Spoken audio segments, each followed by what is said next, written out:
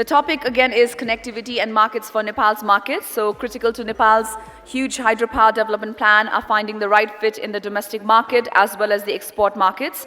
Just as important as it is to build the necessary evacuation infrastructure in Nepal, as well as in harmony with its potential trading partners. In this session, speakers will discuss on Nepal's domestic demand, scope for exports, transmission plan, bottlenecks, and Indian industry's perspective on Nepal's energy.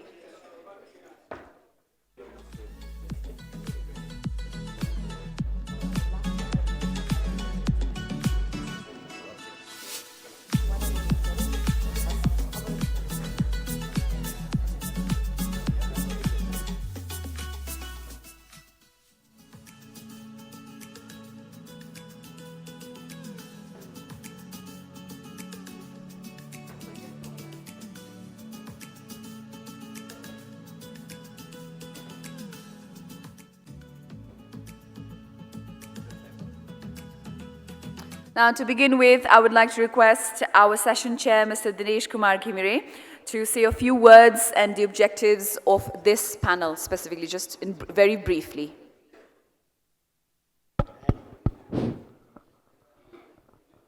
Thank you, Malvika. Dear moderator, distinguished panelists, all participants, ladies and gentlemen. I just would like to begin the session by putting something here. This session is specially designed. This session is, or can be called as a problem-solving session. What is the problem? Nepal lately is doing the accelerated hydropower development compared to the past years. And we have made huge investments in these hydropowers. But, and of course in the coming wet season only, we are going to be surplus. But that excess power that is going to be generated is not going to be consumed locally.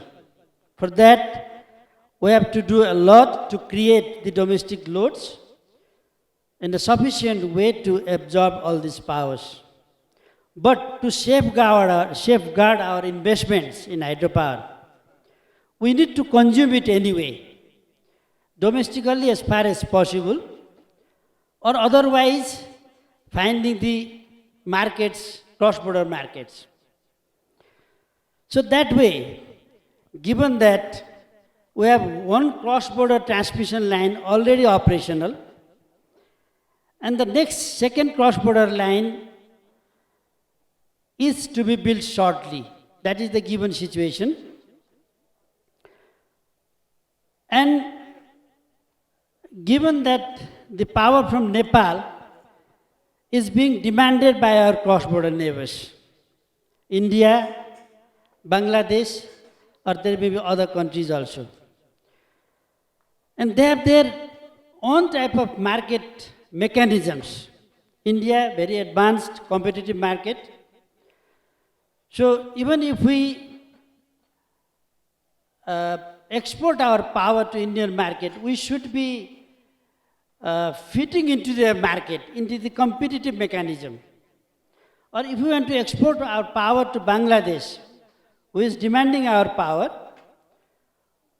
we have to use the existing infrastructures of India to will the power right up to Bangladesh. So given these situations and given the fact that Nepal is going to be surplus in the near future, how can the markets for Nepal's power be ensured so that the huge investment made in hydropower can be protected? So I hope the distinguished panelists will deliberate in this session to find the solutions to this question. So we are very hopeful that we will come to a logical conclusion or logical solution at the end of the session. With this, I request the distinguished, Thank you, sir. distinguished, okay. Sorry I about hand over that. the floor to the moderator. Thank you so much. Before we start with the panel, we have a keynote speech. I'd like to request the CEO of the Office of the Investment Board of Nepal, Government of Nepal, Mr. Mahaprasad Adhikari, for the honors.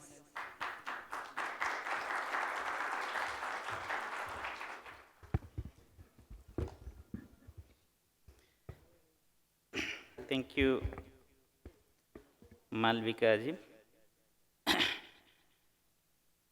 Session Chair, Secretary Mr. Dinesh Kumar Ghimile, Secretary Government of Nepal, distinguished speaker and panelists on the dais, distinguished delegates and guests of the dais, ladies and gentlemen, a very good afternoon and welcome to the session aimed as connectivity and market for Nepal power.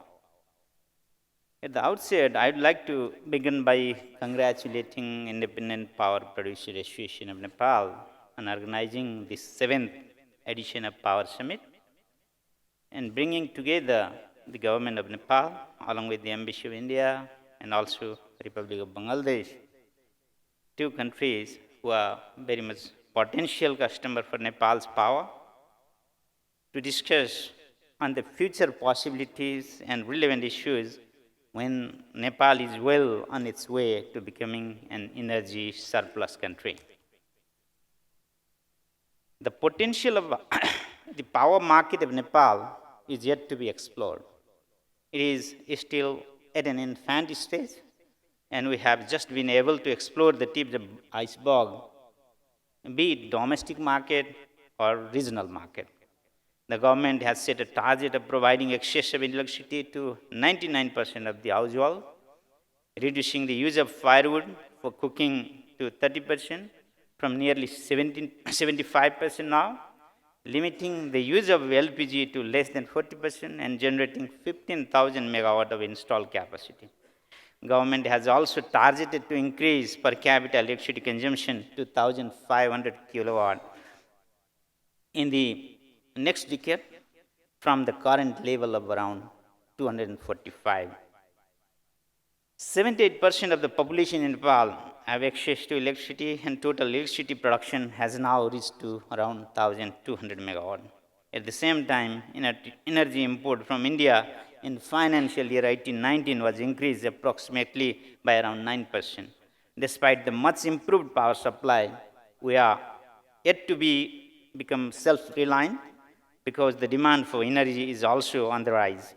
Total energy consumption in fiscal year 18-19 was increased by approximately 14% over the last year. 37.25% of the total energy consumed was imported from India to fulfill the domestic demand, which signals that the domestic market is still underserved. There is a steady increase in residential and industrial energy consumption. In addition, Nepal is a growing economy with an economic growth rate of around 7% and rise in economic activity. The demand for electricity is bound to rise. The domestic energy demand study conducted by the government resulted around 10,000 megawatt is needed by 2030. FDI is also on an increasing trend, and investment is being made in manufacturing, tourism, industries, which finally will increase the energy demand. Government is also working towards increasing the use of electricity in daily usage, household activities such as cooking, heating, and also encouraging the use of electric vehicle through various policy interventions. Necessary infrastructure such as airports, railways are yet to be built that will also lead to rise in electricity demand in the near future. Energy sector will be the driving force behind Nepal's path to development. The energy consumption will magnify once the energy becomes vibrant, economy becomes vibrant and moves towards the government target of double-digit economic growth. In terms of cross-border market for power, significant strides have been made in the positive direction, which we listened in earlier session as well. India's Power Ministry approved the guideline for import-export cross-border of electricity 2018. which allows the neighboring countries to trade energy utilizing the India's transmission system. This opened the vast possibility of open trading, interconnection, and exchange of energy in the region. The SAARC Energy Framework Power Trade Agreement with India, MOU on BIMSTEC grid connection, and MOU with Bangladesh have opened up possibility for cross-border trade and power. The 400 kV cross-border transmission line, as mentioned by our chair right now, between Nepal and India from Dalkevar to Muzaffarpur has been operational. Works to further upgrading it is in progress. Second 400 kV cross-border transmission line from New Bhuthal to Gorakhpur is also under planning phase, and detailed study for other transmission line are also on the pipeline. Bilateral talks on power trading and energy banking are also going on. This will be instrumental in addressing the region's seasonal imbalances of power demand and supply. Nepal has also been able to export 34.74 gigawatt of electricity to the Indian state of Bihar during generation surplus scenario of domestic hydropower plants in the fiscal year of 18-19. Improving economic scenario in the neighboring Indian states of Bihar, Uttarakhand, and Uttar Pradesh also pose a tremendous market for Nepal's power. The 900 megawatt export-oriented Arun 3 hydropower project will have a dedicated connection to the Indian market. Progress on physical construction of the project is highly encouraging. The possibility of power trade with China is also under exploration, with the feasibility study of Ratmate Rasuagadi Kerung 400 kV transmission line being undertaken by both the sides. We understand that the negotiation has been concluded between Bangladesh and GMA, a private sector project developer from India, to purchase power from 900 megawatt of Karnali hydropower project. This will further open up energy market for Nepal beyond India. The energy trade between Nepal and Bangladesh can happen only through the related infrastructure in India. With the resilient infrastructure and mature market practice in India, we hope that such arrangements are quite workable and will help to optimize the use of Indian infrastructure and create a win-win situation for all three countries. Understanding the vast potential of Nepal's energy sector, investment in the sector is also on the rise. Of the total investment commitment till mid-March of 18-19, 55.9% of the total investment is on energy-based industries. Recent trends shows that the interest of foreign developers, especially in the hydro market of Nepal, is growing. Office of the Investment Board, being government entity approving foreign investment of 6 billion Nepalese rupee, is receiving application of hydro project where majority of stakeholders are foreign investors, foreign companies.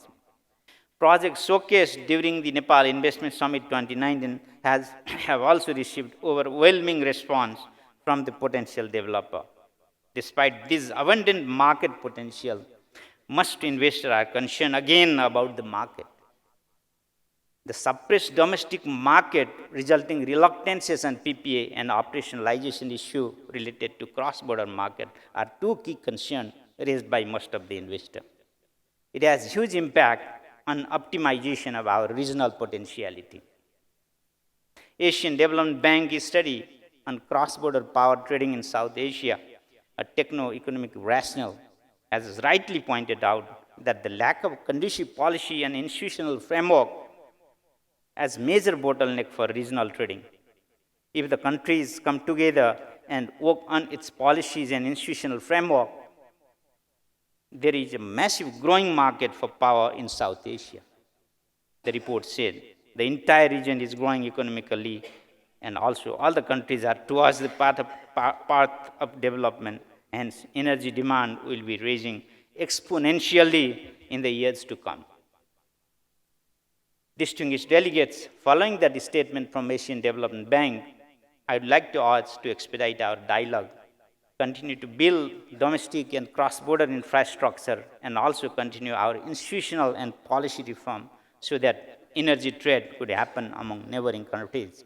Without any hurdles, we can invite global capital in the region, especially in the hydroelectric sector in Nepal, that eventually benefits the whole region. Thank you so much for your kind attention. Thank you. Thank you very much. And now I'd like to request our next keynote speaker, as well as our moderator, Dr. Ramesh Anand Vaidya.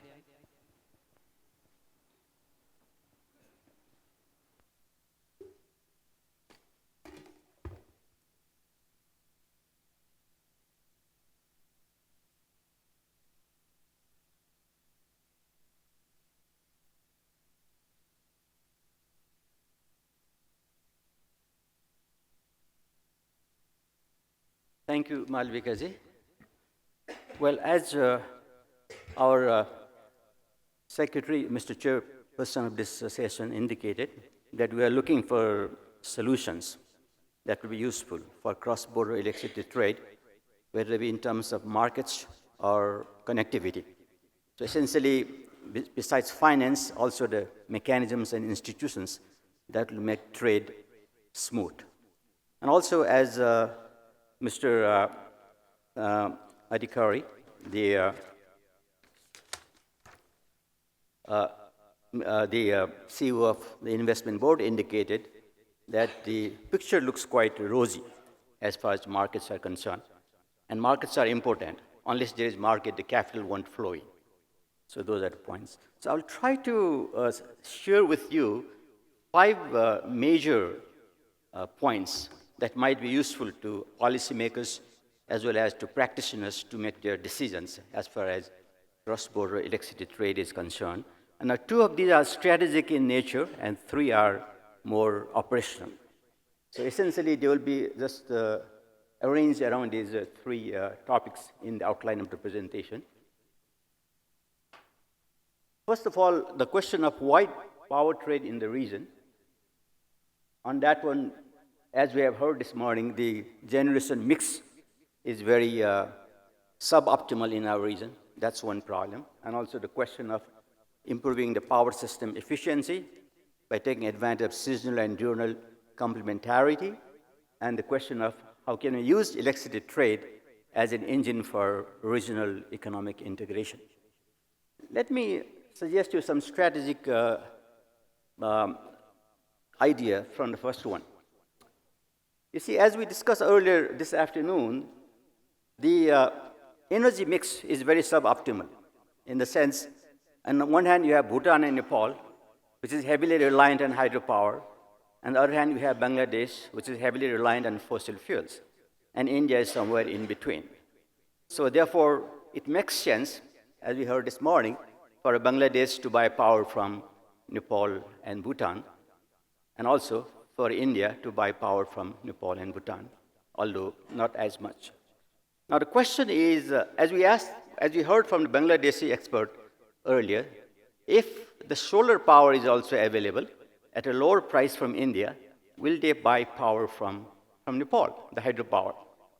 And that's where the question is. Whenever you have a substitute like that, you have to think of differentiation.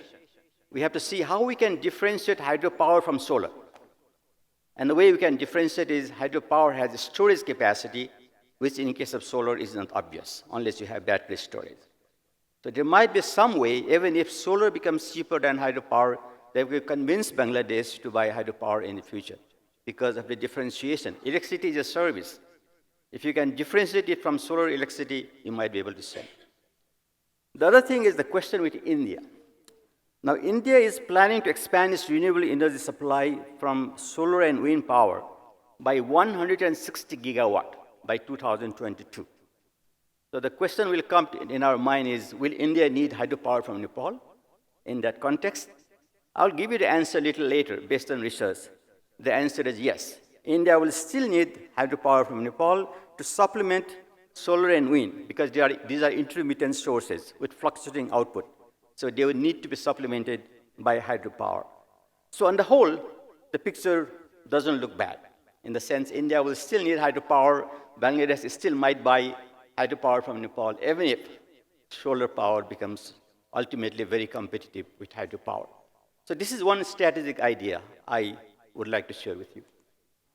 Now the second one, what are the major issues related to power trade in the region? Now these are the major issues. One is the question of market competitiveness. If solar is going to be competitive with hydropower, how can we survive in this business? That's one question. And the second one, a series of other three, is how can we develop a strategic complementarity between the development of hydropower industry and the rest of the industry in the country and meeting the domestic demand. You see, you have to industrialize Nepal in the process of developing hydropower. You can't be just developing hydropower and exporting it. That won't develop the country. You have to develop the country as a whole in terms of industrialization also. Now, in terms of market competition, how can we make hydropower competitive with solar? What I would like to suggest is the following. You see, there is some relationship between the risk and return. Higher is the risk from a project, higher will be the return that investors will require from that project. You see? And higher the return investors will require from the project, greater will be the cost of electricity and the price at which you can sell it. So the crux is in how can you manage risk? How can you mitigate that risk? Now, what are the risks that are specific to hydropower? They come from three sources. They come from climate change and cryospheric changes in snowmelt and glaciers and the effect on stream flow variability. They come from extreme events due to climate change and the sediment load dynamics. And they come from landslides and floods. And they also come from how the landslides and flood damage the infrastructure. So the point at which the government, private sector, and the civil society, the local community, have to come together is how to manage these risks and to the extent possible, how to mitigate that risk. If you are able to mitigate that risk, then the rate of return required by investors in hydropower will be lower, then the cost of generation will be lower, then the price at which you can compete will be lower, and then you will be able to compete with solar.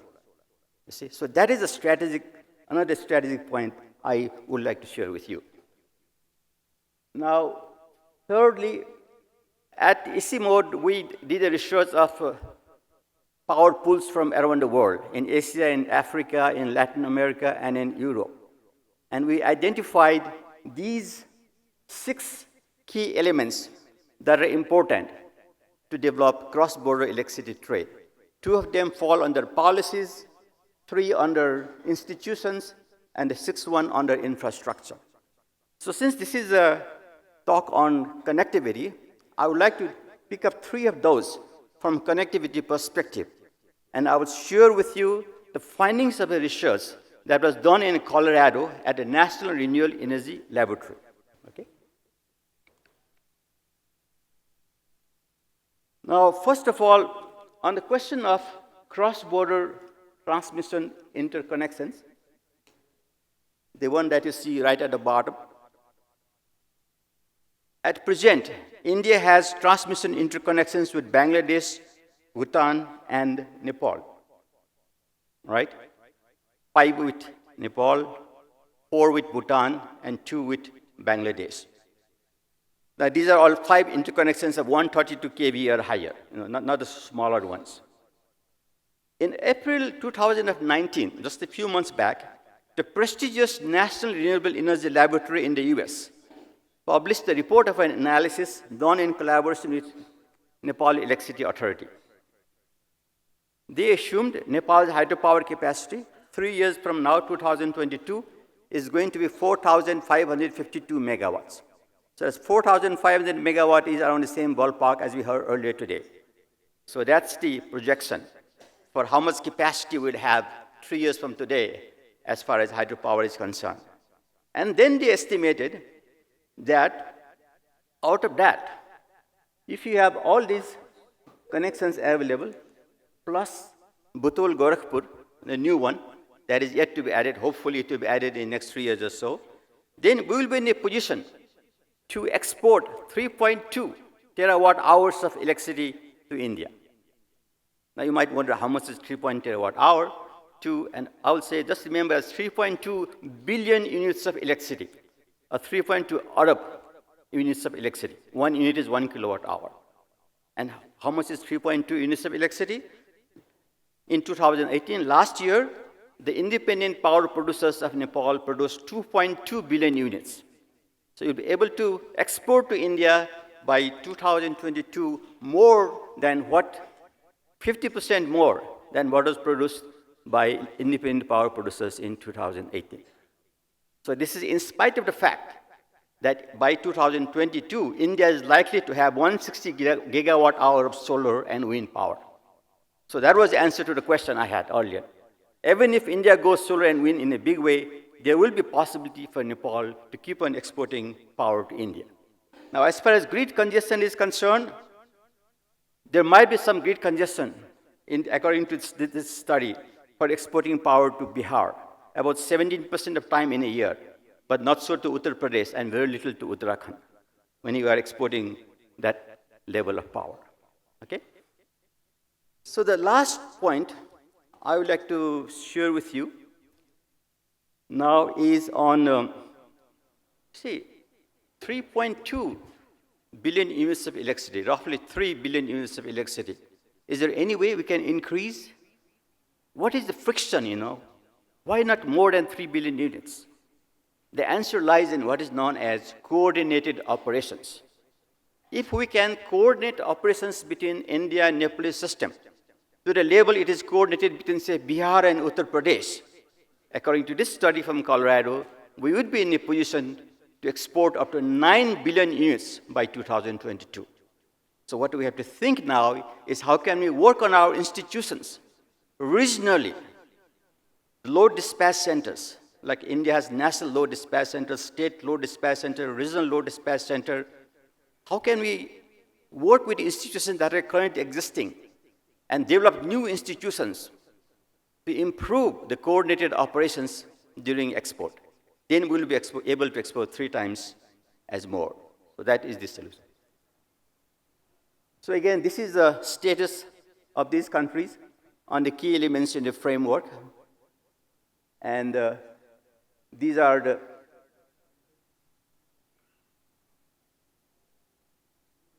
and there are 6 key messages of this presentation.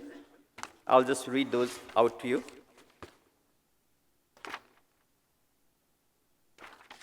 And the 6 key messages, what we need to do is implement the open access policy on transmission grid networks. Okay?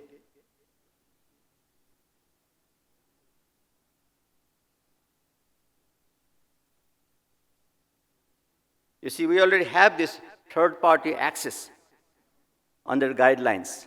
So now we have to implement the policy on transmission grids, expedite the power sector reforms in all the countries, provide access to all countries in existing power exchanges, establish a permanent regional coordination center, and engage external support wherever necessary. Usually, cross-border transmission interconnections difficult to attract private sector. They are usually supported either by international financial institutions, like they did in Dalkubar and in Bangladesh, or by government itself, like they did in India. So, the final word I would like to share with you is that strengthening the existing bilateral interconnections and moving them toward a sub-regional market may be a pragmatic first step towards creating a broader regional power market. The current status of the BBN countries on the key elements appears to be on the right track, but much ground remains to be covered, as seen from the experiences in other regions. And as we heard earlier, there are a lot of work we have to do in terms of developing regional institutions. Thank you. Thank you very much, sir. Now moving on, we have a presentation on Nepal's domestic demand by Professor Dr. Amritman Nakarmi, Institute of Engineering, Pulchok Tribhuvan University. I would like to request him to also keep it brief. We are again running short of time. Thank you very much. Can you put my presentation, please? Yeah, very good afternoon. Thank you for the session chair, the secretary, Ministry of Energy, Water Resources and Irrigation, and the facilitator, Dr. Ramesh Vaidi, and ladies and gentlemen in the audience. So, today, we heard a lot about regional markets, electricity markets, and market connectivity. In the first session also, we heard from Ashish, I think, by 2024, we will have 3,000 megawatt surplus. There is no domestic demand. for power. And because of that, we have to export in the region. Yes, it is very essential. The regional market is very essential, no doubt about it. But you have to consider where we stand in electricity consumption in the country. We are the lowest in the whole Southeast Asia. Some of the slides, I'm going to show from International Energy Agency statistics. So, today what I'm going to talk about, I can talk about for hours, but I will be discussing within, some of the main parts today. Can you move before? Yeah, let's see, this, okay, coming about. Let's, my major issues, I will be concentrating on 3 issues. When we see electricity or power market, we cannot see from the subsectoral approach only. We have to see from the whole energy system, because energy carriers are substitutable. We can substitute one energy form into another, right? Fuel wood can be substituted by electricity. Petroleum products can be substituted by electricity. So we have to see that also in order to have a proper market for the power in the country. So these things, I'm going to talk about. The other very essential, as Professor Ramesananda Baide also told, the domestic market, especially household market of electricity. So up to now, what we are thinking about is, we are talking about power for lighting purposes only. So in Nepal, we think when electricity, there is only for lighting and electric appliances, running, your TV or, your radios. We think about that thing. But there are other demand for power. So, and in the morning, I think the former secretary has rightly said that power demand is created when it is available. When it is available, then the market itself creates. And I can see in the market, this thing is happening. The other thing what I am to talk is about oil imports in the country. It is going in a very, very detrimental trend. So that we have to see also. Can you switch over? It doesn't work. Your pointer? Okay. See, this is Nepal's, this is the energy. If you see, the most of the energy supply is from biomass, 72% of the total energy, primary energy supply. And petroleum products is 14%, electricity is just 3%. So where they are used mostly, that is on residential sector. 75% of the total energy consumption goes for household sectors only. Whereas in the commercial sector, 4%, transport 10%, and agriculture 1%, and industry 10%. So most of the energy consumption in the country goes for the household sector. So this is a study, we did it in 2015, and with my former PhD scholar. So in Kathmandu Valley, so what is the energy mix in household? 46% is supplied from LPG, 30% from electricity, still there are biomass, 19%, solar is hardly 3%, and where do all these energy resources go? And mostly for cooking. 69% of this energy goes only for cooking. And water heating 4%, lighting 6%, and electric appliances 17%. It shows that most of the energy what we consume in Nepal goes mostly for cooking. And that's why that is the end use we have to think about. So let's see the energy consumption in Southeast Asia. This is the recent, 2019 statistics of key world energy, statistics of International Energy Agency.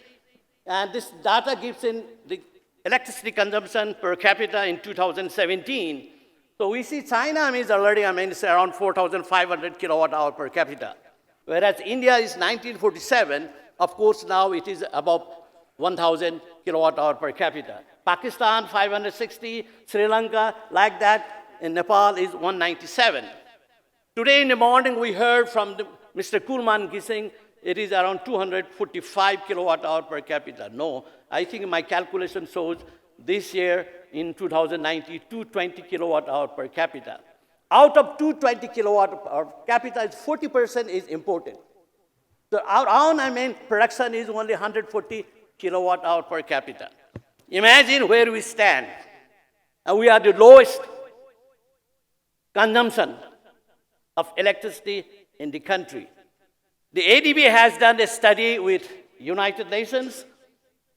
So it shows that to have a Human Development Index of 0.8, we require 2,000 kilowatt hour per capita.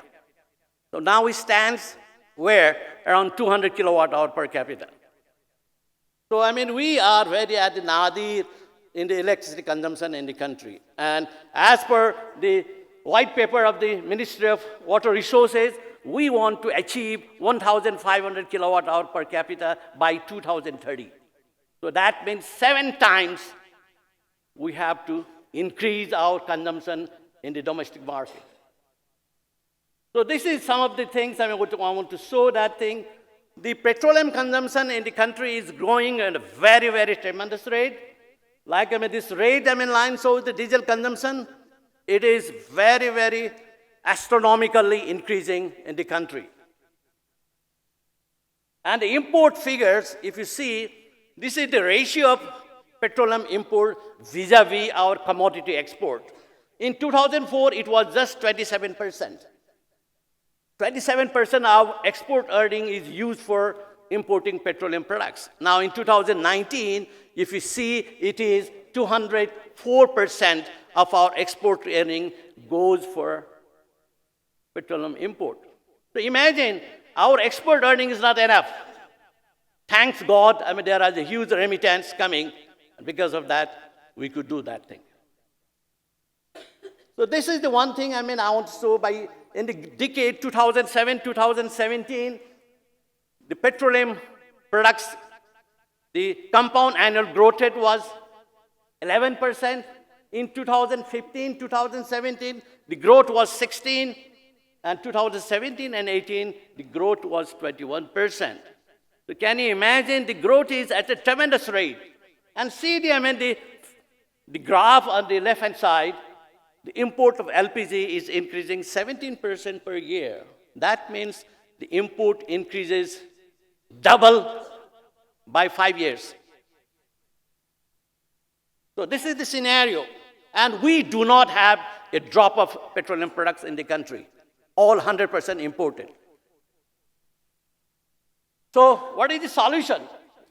So there is only one solution which we have got in the country, that's hydropower and other renewable energies, energy resources. They provide us energy security. 2 years ago, we had a very, very bad energy crisis. In 2015-16, all household, all economy came to a standstill because of this oil crisis and energy crisis. So these hydropower and renewable energy resources gives us energy security, energy price stability, and of course, environmental sustainability. Let's see, this is the index. We call it Energy Trilemma Index. It's developed by All Energy Council. It considers 3 indexes. One is energy security, one is energy equity, and another is environmental sustainability. Out of 3 of these dimensions, out of 125 countries where Nepal stands, from the point of energy security, Nepal stands at the nadir, at the very, very lower bottom. Right? We don't have energy security. And we talk about energy equity, about affordability. I think, electricity has become cheaper than petroleum products. So this affordability is there. Consumer affordability is there. The other one is environmental sustainability. Our hydropower, our electricity is clean energy. It's not like in India, 60% of energy is from thermal sources. So it produces greenhouse gases. So from all these angles, we stand at the nadir. So what is the source that we can come up in this trilemma index is through only development of hydropower and renewable energy resources in Nepal. So this is the thing what I want to share with you, because I'm presenting all the, in the past three power summits from 2013, 2016, and 2019, I'm speaking the same thing. So if you consider a household, in urban household of 5%, the average family size is 5%. So in 2000, if you cook on electricity, including the annualized capital cost and fuel cost, it costs you 270 rupees if you cook on kerosene. And if you cook on LPG, it costs you around 430 rupees. And if you cook on electric hot plate, it used to cost you 680 rupees per month. Now see the same thing in 2019. If you cook on electricity, it costs you around, if you cook on kerosene, it costs you 1,240 rupees. On LPG, it costs you around 1,500 rupees. And there is, without 100 rupees subsidy per cylinder. This is the market price, without subsidy. There is subsidy of 100 rupees per each cylinder here in Nepal right now. So if you cook on electric hot plates, it is 1,100. But there is new technology. Induction cooktops. If you cook on them, it costs you only 990 rupees. So it shows that if you cook on electricity, especially in induction cooktops, it is 50% cheaper than on LPG. So there is the market. So we haven't been able to tap this thing. There is a technical barrier. I want to tell you. I don't want to go on brief. We have 306 million household consumers right now with Nepal Electricity Authority. 70% of that consumers, that means 2.5 million households cannot cook on electric induction cooktops. So can you imagine? There is a market. Because of the technical barrier, 5 ampere connection. For cooking on electricity, you require at least 15 ampere connection. So 5 ampere connection cannot cook on electric cooktops because the current cooktops, the capacity is 1.5 kilowatt or 2 kilowatt. That's the ordinary electric cooktops. So you cannot cook on them. So how there is a market there? There is a market. You cannot tap those markets because utility is sleeping on it. They are talking about cross-border transmission line. They are not changing the electric meters at the current households. How can you, increase the market? The LPG, to replace LPG, you require 1,000 megawatt. 420 tons of LPG are imported. For that, we paid 33 billion rupees. 33 billion rupees every year, the money is going abroad. And it can be replaced by electricity. But you cannot connect. You cannot use electricity. So I think Ashish, there is the answer. There is market, but we cannot, the consumer is deprived of using electricity. So 1,000 megawatt is required now, at increasing at 16% every year. That means at 5 years, it will be 2,000 megawatt. By 2030, it will be 5,500 megawatt. So only LPG, there is the market. So that's all. I don't want to talk later on. Thank you very much. Thank you very much, Professor Dr. Amritman Nakarmi, on highlighting on Nepal's domestic demand. Now moving on, I would like to request our moderator, Dr. Ramesh Anand Vaidya, to take over for the panel and to remind him one more time that we're pressed with time, and of course to the panels too, we'll have to have your panel for at least 5 minutes each to the speaker. Dr. Ramesh Anand Vaidya. Thank you, Malvika ji. Our first panelist to speak on the policy aspects will be Engineer Sagar Raj Gautam.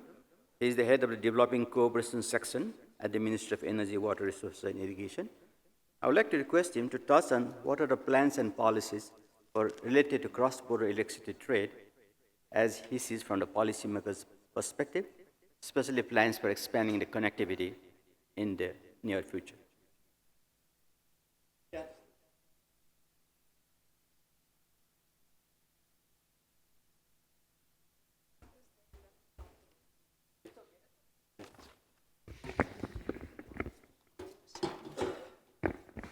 Respected Chair, distinguished panelists, distinguished participants, ladies and gentlemen. I understand that this particular topic is basically for me at least, is for the preparedness for external market.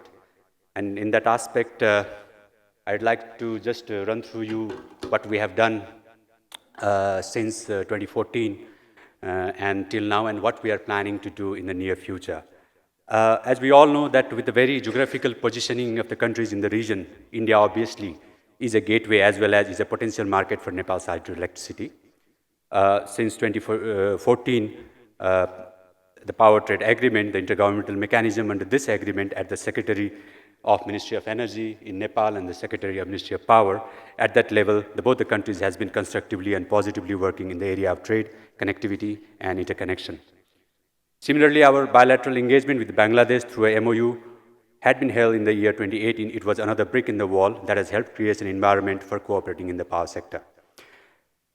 Besides these arrangements, as been told earlier, we have had the SAARC Framework Agreement for Energy Cooperation and MOU for establishment of BIMSTEC grid interconnection. As the bilateral engagements are stepping stones and will provide a foundation to evolve into actual sub-regional and regional cooperation, in recent times, we have put a lot of our efforts in the bilateral front.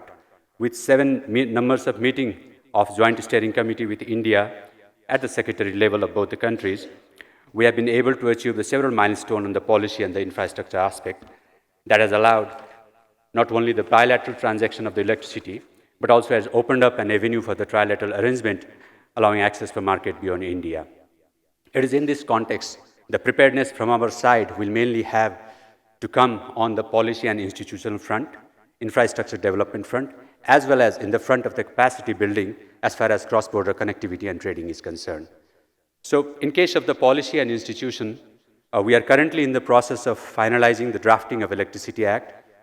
With the Constitution in place, in any case, the Electricity Act has to be reformulated in the context of 3-tier of governance and the application of concurrent authority.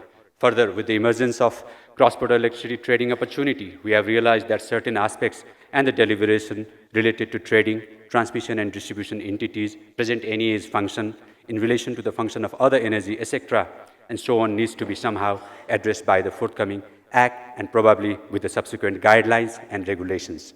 So this is where the ministry is currently engaged in. For access to external market with the progressive and the constructive guideline of import-export cross-border electricity of 2018 formulated by Government of India and the subsequent conduct of business of rules for designated authority, which is in the final stage, that's what we've been informed. We believe that this will serve as a very important policy and operating instruments allowing power trade a reality. So that's all on the brief on the policy and the institutional aspect. And let me put some thoughts on the cross-border infrastructure development, what we have done. To enhance the cross-border interconnection and the trade of power, bilateral mechanism between Nepal and India has prepared a prospective plan outlining various interconnection points and identifying transmission lines for future development in different time frames.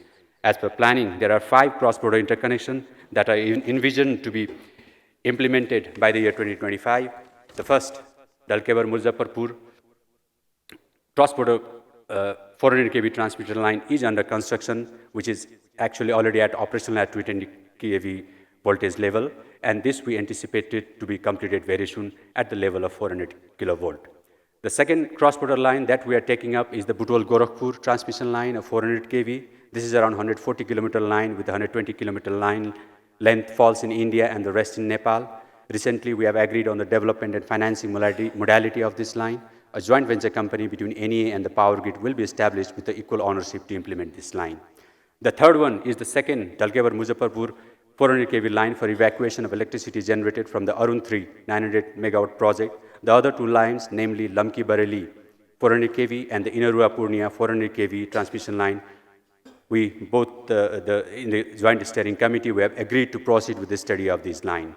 Besides this, to enhance the safety and the security of the grid for synchronous operation, NEA and the power grid has been working on to install the system protection and the safety system in the grid. Similarly, we are also enhancing the two single circuit 132 kV cross-border transmission line, the Rakshal-Parwanipur and the Kataya-Kusha to develop to double circuit in order to increase the power transfer capacity. So actually, at the end, what I like to say is that these are some of the initiatives that we have taken in these two fronts. There is one more challenge at the same time, is an opportunity that we need to work on, the learning the know-how of power trading. It is very important for the Nepali entities to have in-depth knowledge of the trading platforms that are available and their operational procedures. As this area is kind of new to us, it is important that we should start thinking about building our own human capital in relation to this new area of business as well. So that's all for my presentation. Thank you.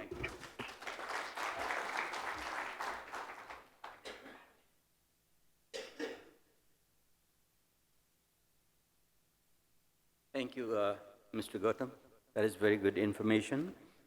Now, next, I would like to request Dr. Sandeep Shah, who is an expert both on hydropower and solar, and is really a champion of hydropower in Nepal, to share his thoughts with us. Currently, he is responsible for developing peak energy management systems using solar PV and battery energy storage systems as the MD of Dolma Himalayan Energy in Nepal. We would like to learn from him, is it possible to have a complementary relationship between solar PV and hydropower in Nepal, so we can take benefit of having two sources of power that are both renewable in Nepal?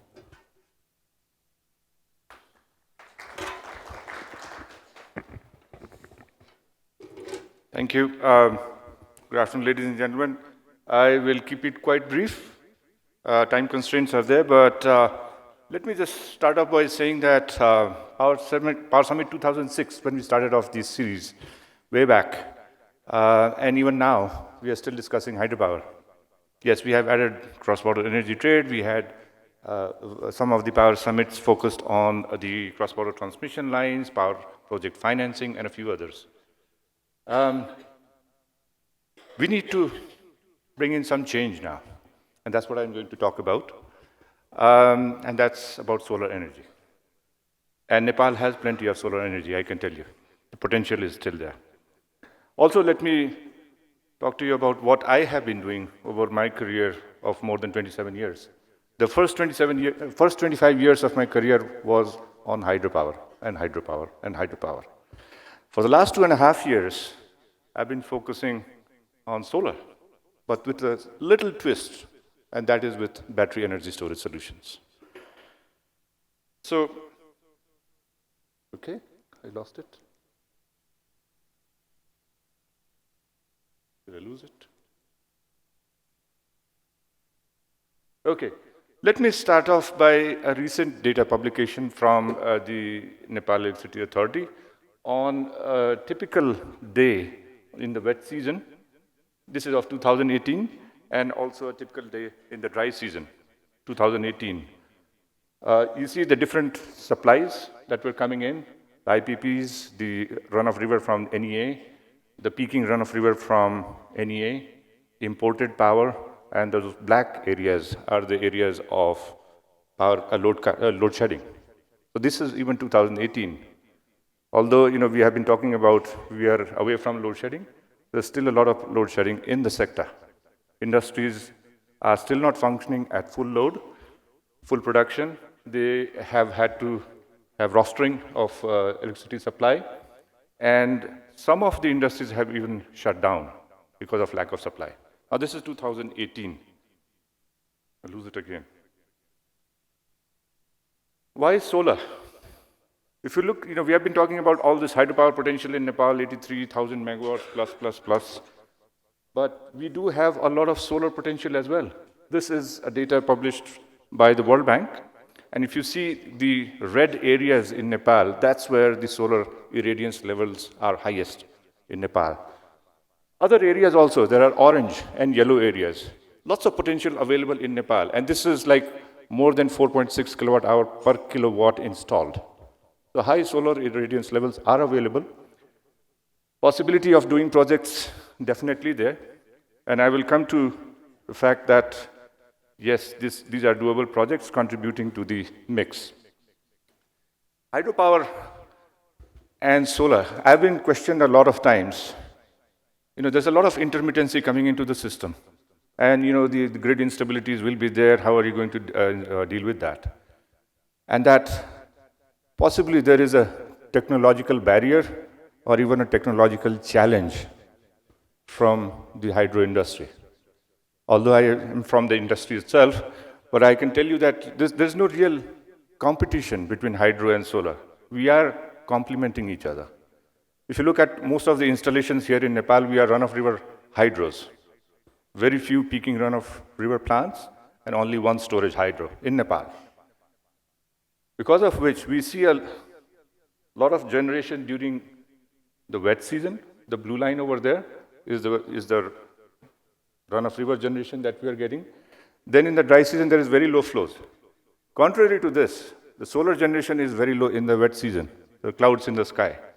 And in the dry season, it's more sunny, so we can generate a lot. And if these two systems are combined, we can have a very complementary system. We can have firm power more or less throughout the year. Yes, the other question which I am always asked is, what about the evening or the night hours when we need the peak? And that's where we have said we'll get into batteries. Okay, I'll skip this one. The solution that we have come up with is solar and energy storage systems with batteries. And we are targeting what is really required in the system. The peak deficits in the Nepal power system are during the dry season and also during the peak hours, whether it is in the dry season or even in the wet season. We have deficits in the peak hours. So what we have said is we will develop utility scale solar power plants with large-scale battery energy storage systems. And we will be catering to the peak energy management system required for the integrated Nepal power system. This is a very bespoke or a customized solution for Nepal, and we are looking at providing the option to the grid operator or NEA, system operator, to dispatch us as and when required. What we will be doing is we will be charging the batteries using the solar power, part of the solar generation during the daytime, and we will be discharging the batteries in the evening peak hours. Again, in the night time, we will be charging the batteries again using the excess energy available in the power system and using that power in the morning peak hours. So we are basically simulating a pump storage plant. Yes, so that's what we are getting into. A pump storage, as you all know, is probably the most developed form of hydropower generation. We are not there yet in Nepal. I think there are a few pump storage plants in India, but using this type of system, we can manage the peak energy requirements in a very short period of time, because the time to market or the gestation period for these type of power plants is very short compared to what a storage hydro or even a peaking run-of-river hydro takes. If you look at some of the storage hydros which have been considered in Nepal, it's been more than 10, 15 years. We have still been talking about them, and I'm not sure whether we'll see another storage hydro in Nepal during my lifetime. We also see that the intermittency issues which are there with solar generation or even wind generation can be resolved with the battery energy storage. If there is any cloud in the sky and the generation from the solar plant decreases, the battery will immediately kick in and it will take care of any instabilities that may have happened. Besides that, the ancillary services requirements in the grid can also be met by the batteries. And these are very large batteries. For example, the plant that we are looking at right now is a 150 megawatt grid-connected solar plant with 100 megawatt storage capacity, meaning sorry, 100 megawatt hour storage capacity. Again, this is dispatchable, flexible generation. You can do 20 megawatts for 5 hours. You can do 50 megawatts for 2 hours. So that type of flexibility is being introduced into the system. Again, I've also already talked about batteries that provides you the storage. There was reference to this battery in the system this morning with storage hydros. We can provide actual batteries in the system in a much quicker period of time. Just to look at what can happen in the next few years, the demand forecast projection from various sources is presented here. And this varies from 5% to even 12%. And I think from the various sources that have done the study, these the growth projections are different. What we have done is a demand-supply balance study for 2021. And our target is to bring on the solar generation in the year 2021, the first project that we are looking at.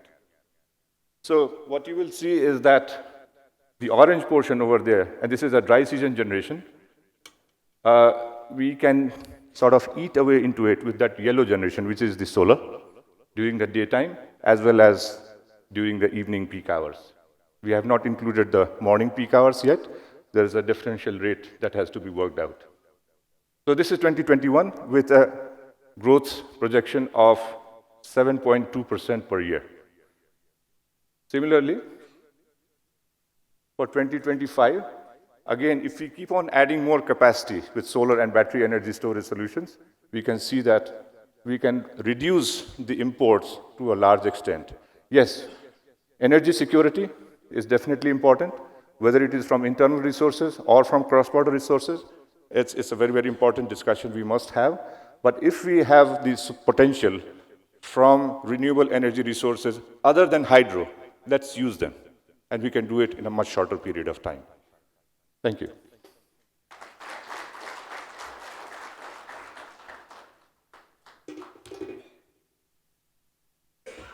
Thank you so much, Dr. Sandeep Shah. It has been a great lesson to us to learn about the potential of solar and how it can be complementary. But in the long run, we do have to think about options besides hydropower. And because of climate change, we might run out of stream flow that we have right now. So that's very important. Now, the next panelist I would like to invite is Dr. Bhupendra Kumar Singh. Now, he was instrumental for signing of India-Nepal power trade agreement. So it's such a pleasure to have him here today. And he's the first person also in India to do his PhD on India's inner security from JNU in Delhi. And also he had worked earlier at the Ministry of External Affairs. To Dr. Singh, I would like to request him to tell us some important strategic matters that might help us, India and Nepal, to come to a common focal point, how we can enhance our cross-border power trade, how we can bring a common focal point between India and Nepal. That will be very useful to us.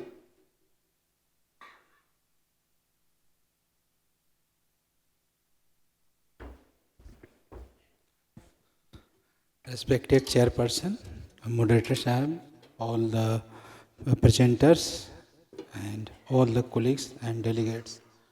First, I would like to, request all of you to see this cross-border, we are talking since the morning, cross-border trade, in a new concept of energy security. Though we have talked about the energy security, but we should know what is actually energy security. The concept of energy security arose in 1973 when there was a first oil crisis. And people have started thinking how to ensure access of petroleum products. Now gradually after that now the question has arisen, it is import. Then people think why we should not develop domestically some energy, whether it is renewable energy or petroleum energy or hydro energy.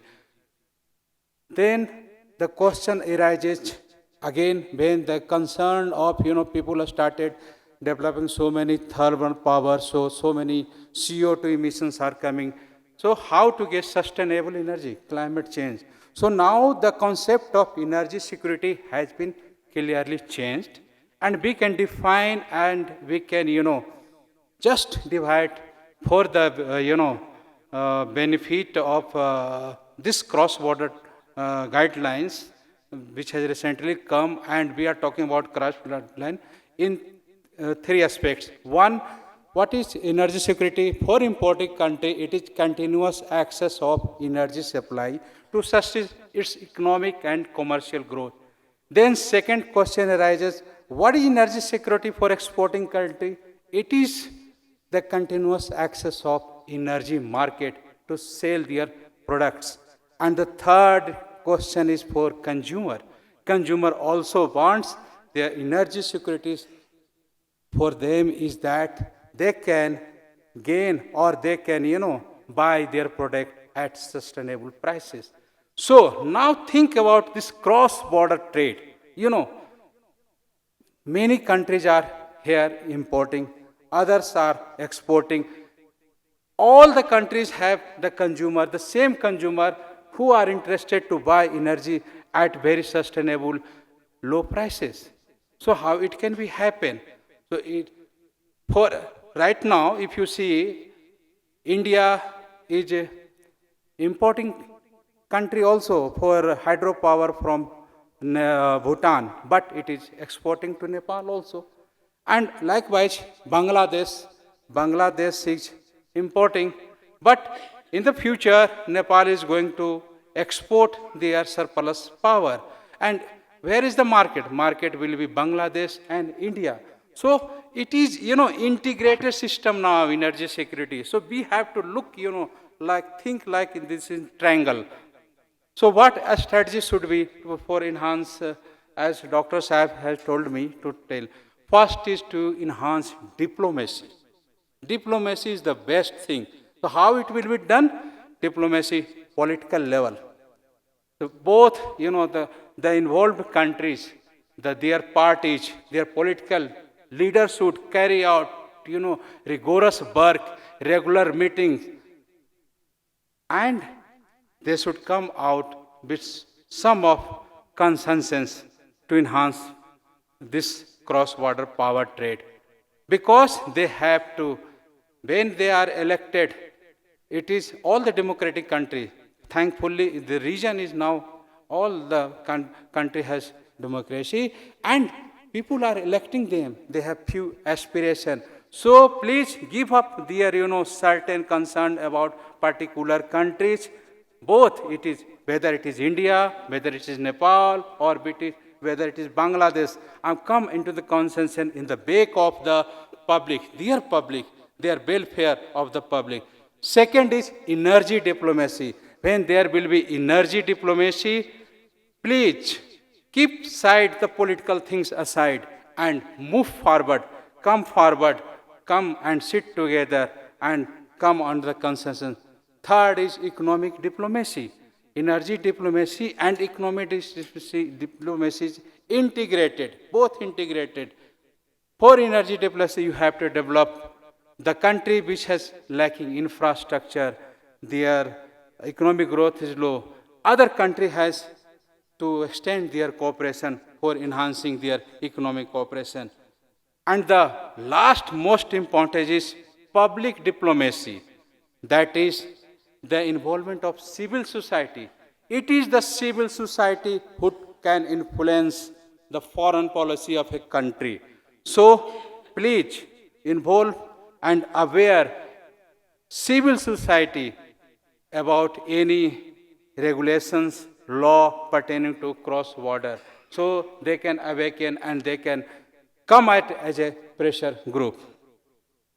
Now, just as I told you, it's not independence. No country in the South Asia is going to be independent. Only interdependency. So for that, to sustain that interdependency, there is a need to integrate generation, transmission, and create an integrated market to continuous flow of energy trade. Sixth, I would like to say that please establish a working group, industry working group also. There are 3 levels of academia working group, industry, and policy makers, working groups, and continuously meet and discuss different issues pertaining to cross-border power trade. Different idea will come out and you can chalk out and it will help to solve the issues. Then the most thing is that, by and large, even in Nepal, at almost 50% it is, produced by private industry, private, companies. So it is required that more and more private participation should be encouraged at the broader level. For that, the, domestic policy of each country should be something, cordial towards private investor also, as well as if some foreign companies coming to your country to invest or to set up a power project, please give some relief to their in tariff also, as like you are giving to your domestic, companies. So that's why it will help, more and more FDI in your country. There was a days when many Indian company has come here, but why they have gone? And because, they have one of the region was, they are telling that, their tariff free power and others, royalty, etc. They are mismatched. So I think the government should, think about that, some, accommodations should be given to the foreign investors also in the country. Then clearance. For a power project, for a PPA, there are so many, approval processes going on. So this is a humble request that, it is, if it is possible, minimize it, and it is better if you create a single window approval process. For the transmission line, joint venture, public and private participation must be continued. And it should be that, if the surplus power is produced, its absorptive capacity should be enhanced. In transmission lines are arteries of, a blood, arteries of a body where blood can flow. So, infrastructure, please, bring more and more and transmission line, not only domestically, also collaborate with the international, body also for that. Then you will be happy that, now India has also hydropower policy which come out new, and now the hydro policy is renewable. So while we are, answering the questions of climate change, we can promote hydropower in the region because there is no disparity now. Nepal has already, Bhutan has already renewable energy hydro, but now India has also. So there is a more chances of cooperation. Regulatory body, something, if you decide the prices, etc., it is essential that there should be a matching regulatory, law. Something. Each and every country has, different, their own choice, their own law and regulation. But it should be that, something which can promote, cross-border power line. I think in this case, Nepal has already created its regulatory body, and India can assist to at the implementation stage also, if required. If you think India can also give its experience sharing this. And last, I would like to just say thanks for all of you for organizing this power summit for enhancing power trade.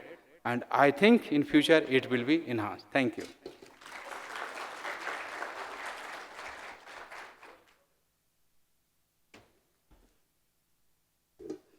Thank you, Dr. Bhupendra Kumarji. Thank you for letting us know and sharing your insights, especially the need for dialogue at all levels, besides the government, need for dialogue at the private sector level, and also possibly the need for dialogue at the level of regulatory commissions. Now, all the countries in the region have regulatory commissions. Some dialogue at that level also might be very useful. Now, we're done with the markets. First, we talked about the policy. Then we had 3 panelists on the markets. Now we go to connectivity. That's the next part. And on that, we have 2 panelists. The first, I would like to request Dr. Netra Prasad Ginwali to speak. And he is an expert in electrical power systems. He got his PhD from Kyoto University in Japan. And what I would like to request him to share with us is, in Nepal we say right now there's a lot of mismatch between our plan for generation and our plan for transmission. So what is the future look like in Nepal, within the country itself, in trying to coordinate the development of generation and transmission systems?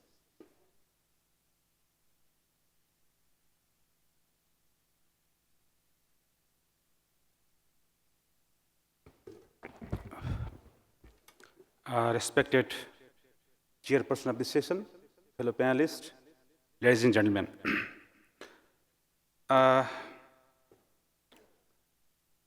So let me put some introductory remarks on why transmission system is needed. And as you know, that is transmission systems because of generation and loads are in wrong places. So generation is in remote corner and loads are in urban areas. So electricity has to travel long distance. Then how to accommodate all those generators and to evacuate powers from the generators into the loads. In that perspectives, in the morning, our honorable ministers he pointed out next 5 years we will have around 5,000 megawatt, and next 10 years around 15,000 megawatt, and next 20 years, and we will have around 40,000 megawatt. So what is our plan and preparation to accommodate that power? So for that perspective, we have built up transmission system master plan, which can provide, the facilitating transmission systems for domestic market as well as the international market. So if we see the distribution of the generating sources and the loads, at the northern side, we have a lot of generating plants. And at the Terai region and the plain region, we have a lot of loads. And many cross-border links also are in the plain regions. So in that perspective, we have planned to build parallel trunk line along the Terai region, which is 400 kV, and next line is along the middle region, which is also 400 kV. And then to evacuate power, which are basically at the river basin, we also have planned to build along the river corridor. For example, Karnali corridor, Seti corridor, and Bahri corridors, and so on. So, categorically speaking, for example, for year 2025, we will have around 5,000 megawatt power. To evacuate that power, around 5,000 megawatt of 132 kV lines, around 2,200 kilometer of 220 kilovolt lines, and around 2,000 kilometer of 400 kV lines. And likewise, for 4 years, 2030, so we have planned for around 6,500 132 kV line and 2,600 220 kV lines and 4,800 for 400 kV lines to accommodate around 15,000 megawatt of power. So ultimately, to accommodate what we call the feasible capacity of generation, which is around 43,000 megawatt of power. For that, we need another 7,900 kilometer of 132 kV line and 2,700 kilometer of 220 kV lines and around 10,000 circuit kilometer of 400 kV line. So this line will accommodate all those domestic power evacuations and also for the cross-border line. And I also like to emphasize that whichever distributed generation is there in the local level, in the province level, which are below 10 megawatt, and in last year, and our National Planning Commission also proposed to construct a small-scale generation plant. Actually, this is the classical example of reducing transmission congestion, because from the transmission point of view, we can see these are actually a negative load. So, complementing those small-scale generating plant like hydropower, small hydropower, solar power, and other power, we can basically empower the transmission systems in terms of the release of congestion or making the robust. Thank you.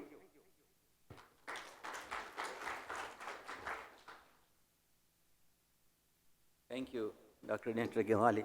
That's very encouraging to hear from you about this coordination between generation and transmission systems. Now, last but not the least, I would like to invite Mr. Ashok Pal from the Power Grid of Company of India Limited of India. And as you know, the Power Grid is a central transmission utility of India. So it plays a very important role. And especially Mr. Pal was involved in development and design of and planning of cross-border transmission interconnections with Bhutan and also with Nepal. Actually, we would like to hear from him. We know we benefited a lot from Dalkebari in Nepal, and so did Bhutan. But has India also benefited from this cross-border, interconnections? So, because usually the system works when both sides benefit. Sometimes I wonder how much India has benefited.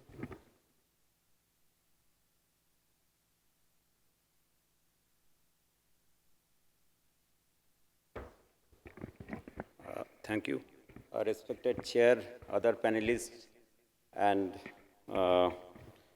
to all, I don't think there is much time left, but still I'll be brief. I was involved in the planning of the interconnections, and because India is common for all these interconnections with Bhutan, Nepal, Bangladesh, Sri Lanka we are planning, and now Myanmar also we are expanding. So, so there are some common things and some diversities also. So few words from a planner's point of view. Firstly, that we feel that for any transmission interconnection, there need to be a transmission line. So that is the basic thing. It's an infrastructure thing. As electrons cannot fly, you need to have that line for the interconnections. Once you have that line, you have your choice. You may send power, may not send power. You can discuss about the price, everything. But basic thing for the planner's job is to plan the system, make the system available, and see that there should not be any transmission bottleneck if you want to send the power. Transmission system should be available. As in a nutshell, if you see a lot of benefits we can discuss, but it is basically sharing of resources. When you interconnect, when you exchange power, it is basically sharing of resources. We have done that for the regions in India also, and same thing we are now doing it for South Asian countries. So, if we see the kind of interconnections or the purposes, you will see the lot of varieties are there, because in our textbook we find that there could be 3 types of interconnections that are possible. One is radial type, second is HVDC or asynchronous, and third one is synchronous.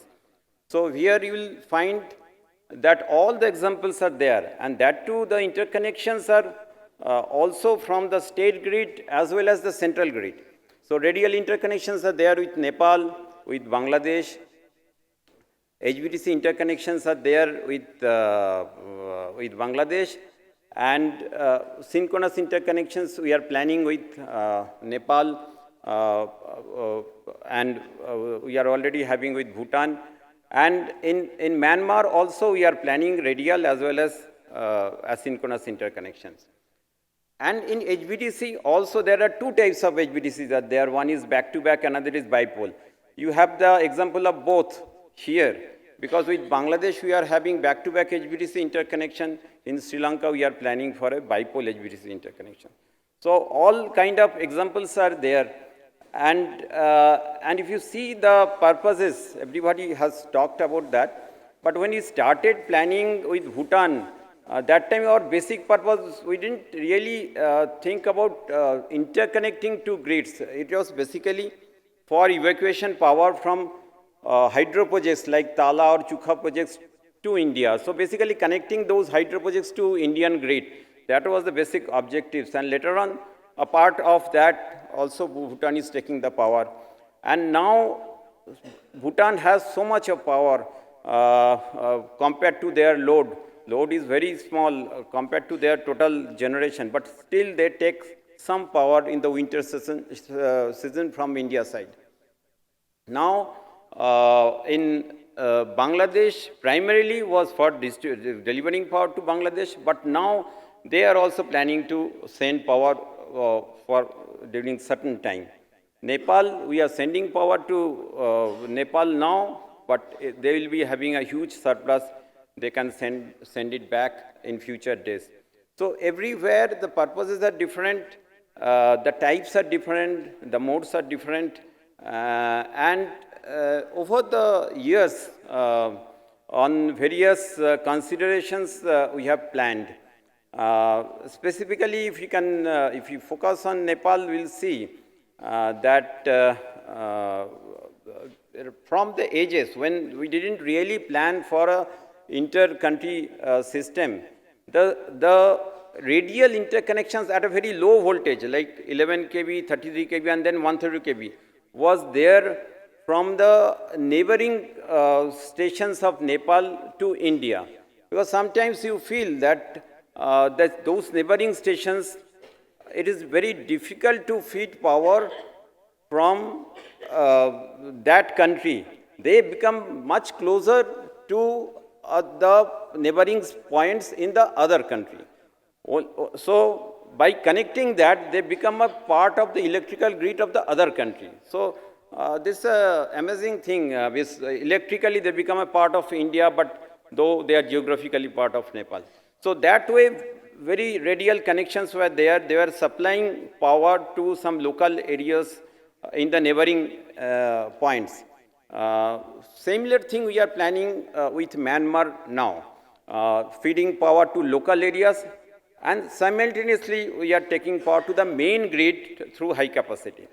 So when we actually started thinking of enhancing the power capacity between India and Nepal, I can still remember 2030, total power that used to be capacity and total power is to be transferred from India to Nepal was 50 megawatt. It was only 50 megawatt. Then we sat together, we thought that how we can enhance that. And then the government level, JWG, JSC was formed. We had meetings after meetings, and we formed JTT team. We have a very strong joint technical team. And then initially we have said that we should start with a master plan. We'll start with the master plan, we'll do it for 2035 condition, and then we'll come back. So 2035 condition, about 25 gigawatt power evacuating from 280 projects of Nepal that we have done in the master plan, and we have identified 11 number of corridors. And then we made the phases, and those phases up to 2025, their Nepal export capacity will be 6,000 megawatt, we need 5 corridors that we have already planned. Mr. Sagar has already told about that. So 50 megawatt from 2013, that was enhanced to 600 megawatt in 2018, last year, when Muzaffar Dalkebar was charged at 220 kV. Initially, it was charged at 132 kV. It was charged at 220 kV in the last year. So 50 was gradually, progressively enhanced up to 600 megawatt capacity, which is right now. And it will be soon, within 2 months or so, it will be enhanced to 1000 megawatt. And this 1000 megawatt will ultimately become to 5000 megawatt capacity with 4 more high capacity interconnection which has already been planned and which will be implemented progressively.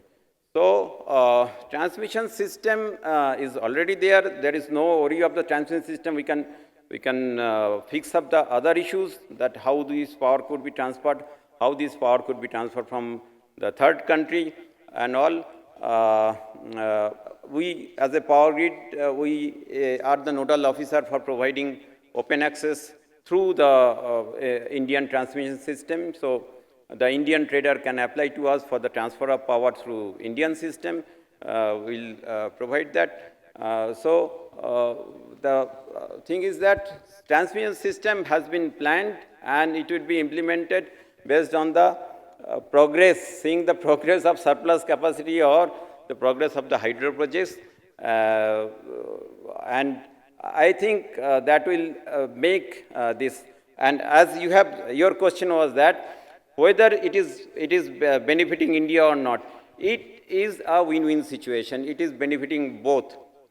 Lot of private generations, they come to us, they saying that what is the future of Sri Lanka interconnection, because they are ready for sending power to Sri Lanka, like that. So if the neighboring country takes power, our generators, they get benefited by sending power. Otherwise, they get our load points, they are getting benefited by taking the power. It's basically a win-win situation in every cases.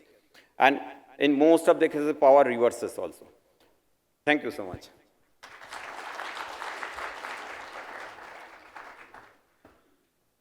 Thank you so much, Mr. Sukhpal. It's a pleasure to learn that it is benefiting India as well, not only Nepal, all these interconnections. Now we have to see how soon we can get the Butol-Gorakhpur interconnection finished. So that will be another challenge after Dalkebar-Muzaffarpur connection. Now with this, we come to the end of our discussions with the panelists. And I would like to hand it over back to Malvika ji. Well, thank you so much, our moderator, Dr. Ramesh Anand Vaidya, Water and Energy Policy Advisor, International Care for Integrated Mountain Development, EC Mode. I would like to remind you one more time, we have another question for the app for the voting, and if we can have the question up on the screen, please. So what will drive... So that's the same question. Okay, what will drive transmission line network development to BBI and region? If you could quickly vote away for the question. In the meantime, we don't have time for the Q&A, so I'd like to request our session chair to end the session and give us very briefly the main key takeaways from this session. Thank you. The session was for was a problem-solving session. I expected that. And I had floated the problems also.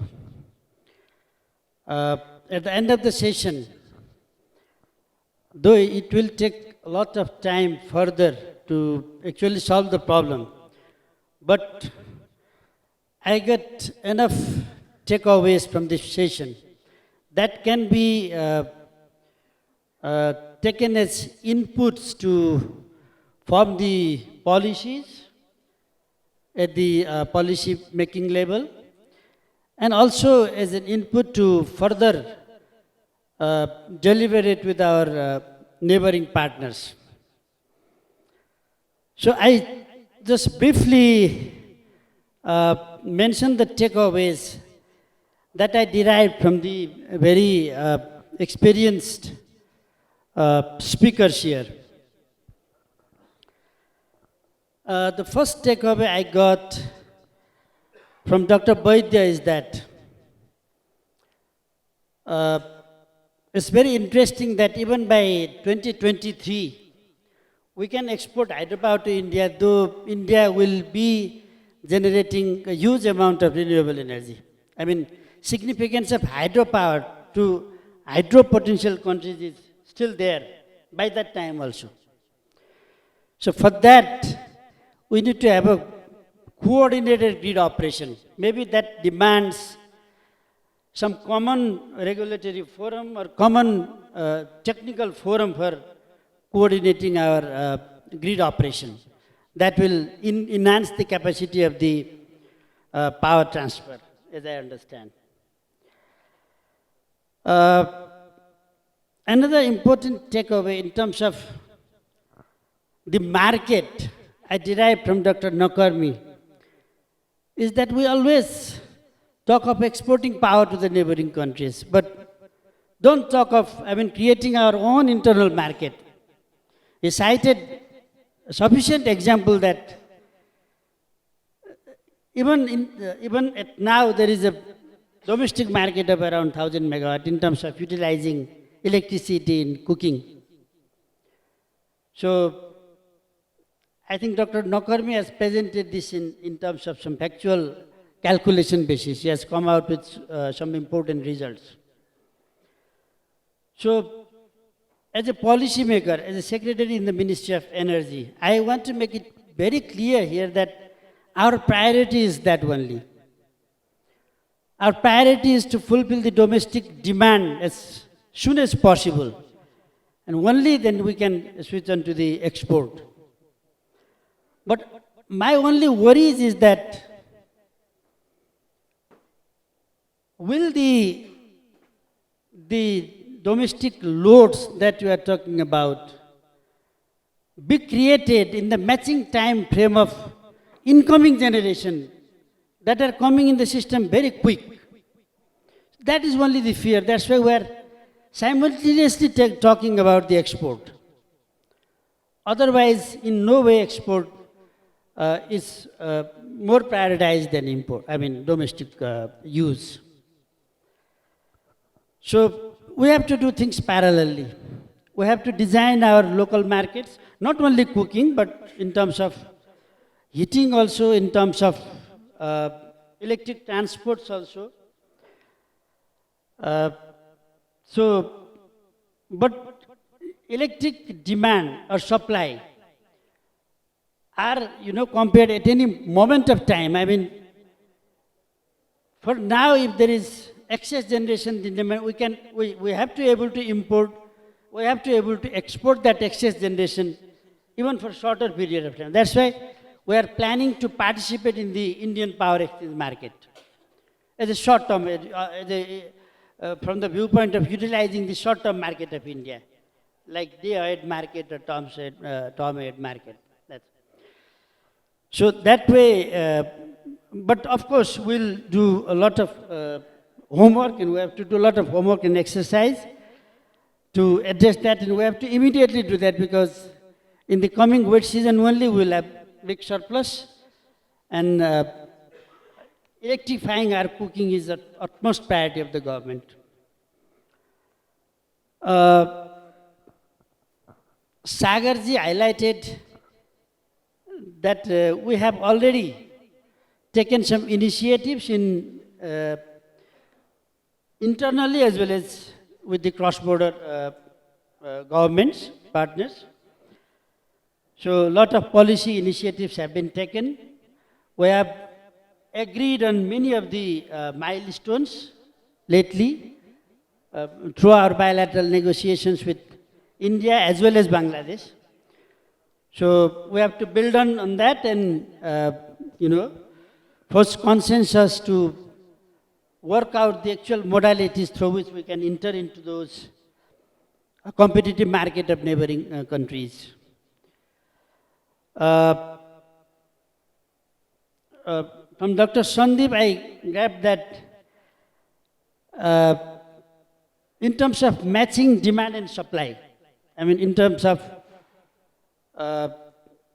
matching demand and supply and, making load curve very flat, we have to use the hydro and solar as a complementary sources to each other.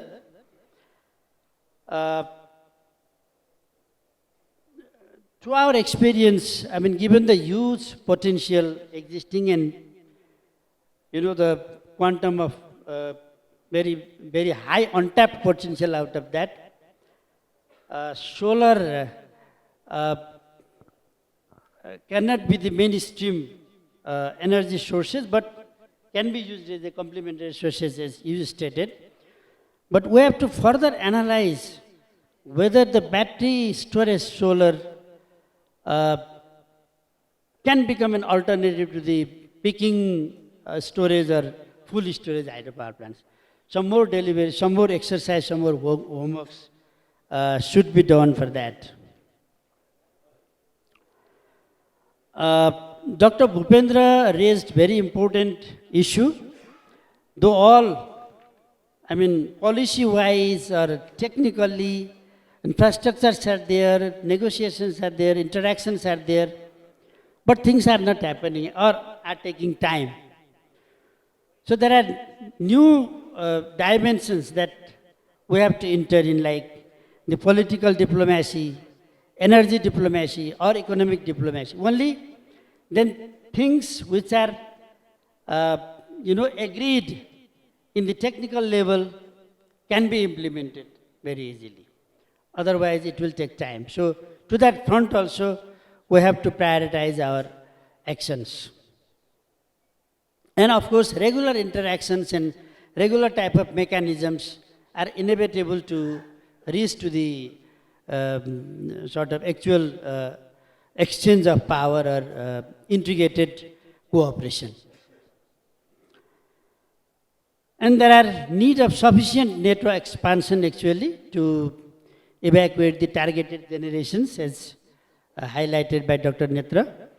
And the government's plans and programs are oriented to that direction. And he is the key to devise a master plan, domestic master plan, as well as the cross-border master plans in view of utilizing the targeted generations by certain period of time. And finally, Ashokji stated that, which is very true, that availability should be there. Only then users, can come. But how can this be ensured? So this needs a lot of resources to do beforehand. So whoever are prospective users will have to share the resources or will have to book the capacity of the transmission line, transmission infrastructures, so that that becomes commercially viable. Otherwise, those sort of infrastructures cannot be readily made available. So there are many other takeaways also by many distinguished speakers. I have highlighted some of them only. I have noted them all. And as part of my problem, as I stated earlier, the distinguished speakers have given a lot of inputs to me so that I can incorporate them in our policy papers or plans and programs, as well as we can use these parameters in our cross-border deliberations in bilateral meetings and these things. So with this, I thank the moderator for moderating this session very well, for speakers for giving their insights and suggesting valuable takeaways, and also to Malvika for excellently conducting the session. Thank you. Thank you very much, the session chair, Dinesh Kumar Kimire, Secretary, Ministry of Energy, Water Resources and Irrigation, Government of Nepal. Can you quickly have a look at the answer to the app voting that we did? In the meantime, I would like to request session chair to present mementos to our keynote speakers, our moderator, as well as our panelists. Can we have the token of appreciation on stage, please? First of all, I'd like to request session chair Dinesh sir to present the memento to our keynote speaker, Mr. Mahaprasad Adhikari. Can we have you on stage, please, guys? Let's be quick. We don't have much time. We'll break for 20 minutes tea, yes, after this. And then after that, we have our final session for the day. And then we convene with the dinner for tonight. And our keynote speaker, as well as the moderator, Dr. Ramesh Anand Vaidya. Thank you so much for moderating the panel for today. Our presenter, Professor Dr. Amritman Nakarmi. So there you go, the answer to highest votes to what will drive transmission line network development in BBI region goes to political will, gets the most percentage. Then we have the grid synchronization. And of course, to our panel members, Dr. Sandeep Shah, Mr. Sagaraj Gautam, Dr. Nidra Prasad Gewali, Mr. Ashok Pal, Dr. Bhumendra Kumar Singh.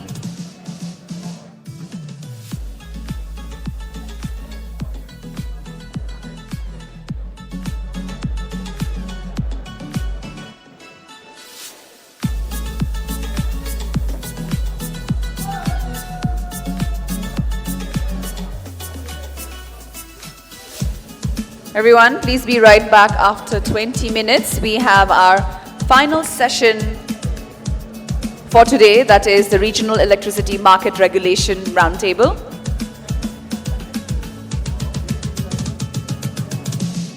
I would also like to request the Vice President of IPAN to present the token of memento to our chair for today, for this session, for the third session.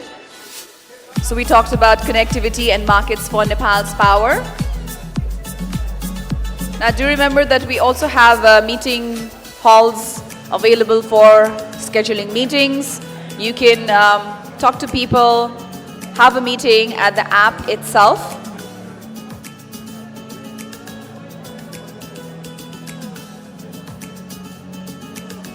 Right after this, I would also like to request the gentleman on the stage for a quick photo.